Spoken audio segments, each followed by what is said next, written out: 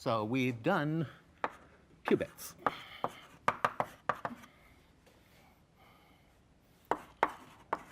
And you know pretty much how to find single gates on qubits. But of course, applying single gates on qubits in a quantum circuit, you start with k qubits.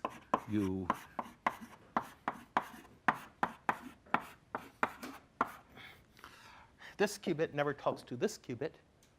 It really doesn't help very much. To actually get any kind of quantum computation, you need to do some gate that links two of these qubits so that they talk to each other. So what is a state space? State space of two qubits. Well, I mean, if you have two polarizations of a photon, and you want them to be distinguishable, you're going to have to distinguish them somehow. And one way of doing that is making sure they're distinguishable in at least one of the photons. So you have two photons here. This is vertical, vertical, vertical, horizontal, horizontal, vertical, horizontal, horizontal.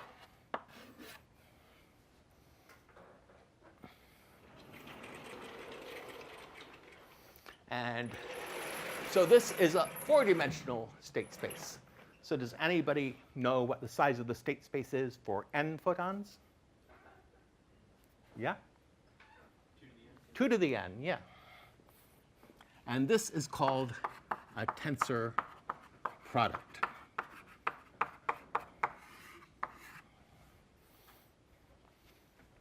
So next time, I'm going to start talking about gates on two qubits where they can talk to each other and tensor product spaces.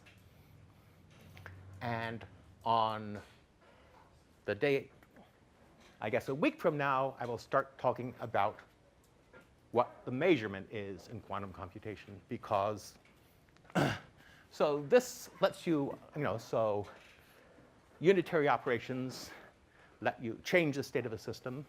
But if you have a quantum computer, you need to get the information out somehow. So how do you do that? Well, you need to measure it.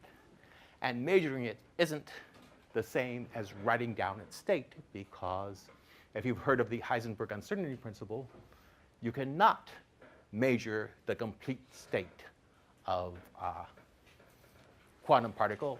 You can't measure the position and the momentum at the same time. And the same thing is going to be true for qubits. You cannot measure the complete state of n qubits. You can just measure some properties of it. So we'll talk about measurement a week from now.